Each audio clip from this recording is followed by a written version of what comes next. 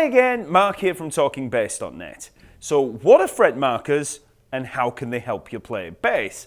Well, here are 3 big tips that can help some of you beginners navigate the bass a little easier just using these cool little dots. Fret markers are these little inlays that you find along the bass fretboard, and they come in all shapes, sizes and materials.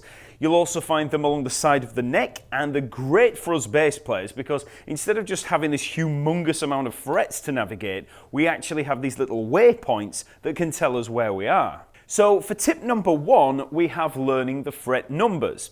Whenever you want to read anything like tab or you just want to describe where you are on the bass, it's handy to know the number of the fret that you're on.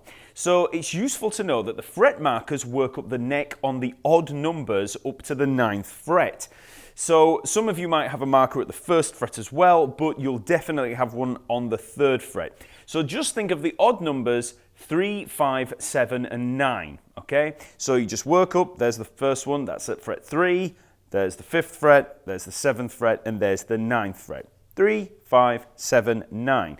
Now, then we have this larger gap here, and then we've got 2 fret markers. We've got this dual fret marker. That's the 12th fret, and I'll come back to that in a second because that's super important, okay? So we've got the 12th fret marker. Then we get the little dots again coming up here, and then they repeat on odd numbers from 15. So we have 15, 17, 19, 21, and then again we have the little gap, and we're at 24, okay? So we've got 3, 5, 7, 9, odd numbers, 12, that's kind of the odd one out. Then we've got 15, 17, 19, 21, and finally 24, okay? So just think of those odd numbers. And to be honest, you don't need to know them as well up here. Really just learn these ones down here. Just remember 3, 5, 7, 9, and 12. For tip number 2, you can simply learn the basic fact that the bass neck repeats itself here at the 12th fret. Now remember that I said that the 12th fret is super important. That's because it's just a repeat of the open strings down here. So you probably know the open strings are E, A, D, G, okay? Well, again, here at the 12th fret, E, A, D, G, okay? And beyond there, the fret markers, they're exactly the same. So these fret markers here are simply repeated here, okay? So if we know that this fret marker at the 3rd fret of the A string is a C, then this fret marker here is a C. Okay, and yes, the 24th fret there, the next double marker is again a repetition of the 12th fret or the open string. Okay, so E, A, D, G. Okay. Last but definitely not least is tip number 3. Use the fret markers to help you learn the notes on the neck. Now, knowing the fret numbers is okay, you know, for just getting by on bass, but if you really want to learn anything beyond the absolute basics of playing, you're going to need to learn those notes. So luckily, the fret markers are a great help because once again, we have some waypoints. So to begin with, we're just going to stick to the natural notes, no sharps or flats. But don't worry about that because if you know where the natural notes are, it's easy to find the sharps or flats. If I know where a C is, 3rd fret of the A string there, to find a C sharp, I just play the next fret up, okay? So it's really important to begin by just learning where the natural notes are. A little bit like learning piano and just learning where the white notes are to begin with before adding the black notes, okay? So what we're going to do is look at a pattern of the fret markers, okay? So I'll just very quickly run through that pattern. So we're going to have, on the E string, 3rd fret, 5th fret, 7th fret, okay? So we're missing out the 9th fret. We're just looking at 3rd fret, 5th fret, 7th fret. So if you don't have the 1st fret marker, we've got the first 3 fret markers there. So 3rd fret, 5th fret, 7th fret, okay? Then we move on to the A string, same pattern. 3rd fret, 5th fret, 7th fret, okay?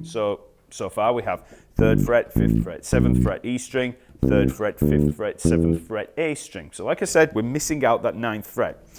Then we move on to the D string and we have 3rd fret, 5th fret, 7th fret, 9th fret. So we have all 4 of those fret markers, okay? We only had the first 3 on the E and A strings.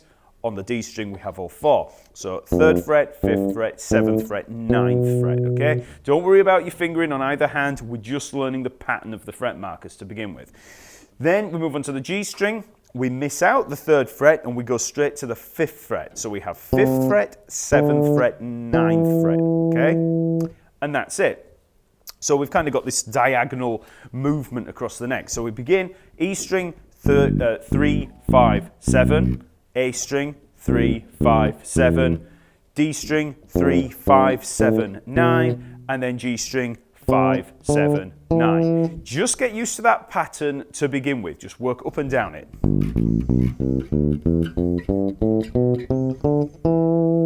Okay? Now, once you have that set of fret markers under your fingers, you'll find it really easy to label the notes because we just work up through them in alphabetical order from G. Okay? So we begin G, A, B, C, D, E, F, G, A, B, C, D, E. Okay? So if you know the alphabetical sequence of the notes, A, B, C, D, E, F, G, and then recurring A, B, C, D, E, F, G, we're just starting on G. G, A, B, C, D, E, F, G, A, B, C, D, E. Okay? That's it, and that's how we label those fret markers.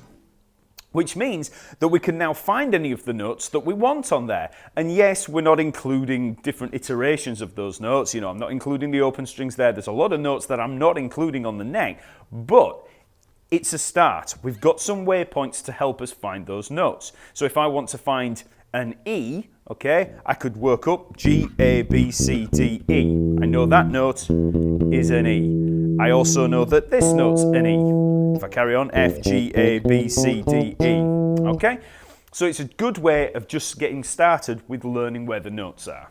Now, if you want to take that just a little step further, you could also add on a couple more notes at either end of that sequence. So you could begin with the open E string, so we know that's an open E, and then take that first fret, which you might have as a fret marker, depending on what bass you've got, and look at that F. Again, it's an odd number, so E, F at the first fret, and then we're away with our fret marker pattern that we've learned, G, A, B, C, D, etc. So we begin E, F, G, A, B, C, D, E, F, G, A, B, C, D, E, and then if you want to add a few more on, you could put the F and the G up there at the top. F at the 10th fret of the G string and the G at the 12th, but obviously you don't have to do that, but that just means that you've got a few more notes under your fingers. Okay? So, you know, instead of this huge number of cold, emotionless frets, you know, we've now got this smaller number of really friendly, helpful fret markers all laid out there, ready to help you find your place. And also remember what I said about the 12th fret and the repetition, because if you've learned those notes down here in this first half of the bass, that all translates up into the second half. So we had the G, A, B down there, you know, the first 3 fret markers on the E string. If we move up to these fret markers, G, A, B. It's exactly the same. So G, A, B, C, D, E, F, G, A, B, C, D, E. Exactly the same set of notes, okay? So again, the fret markers, they're coming to the rescue. So I hope those 3 little fret marker tips helped you out. Please like this lesson and subscribe to the channel, or if you really like the channel, check out the Talkingbass Patreon page where you can support us and also get some free goodies in return.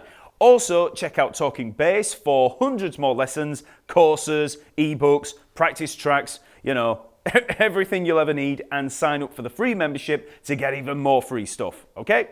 I'll see you later.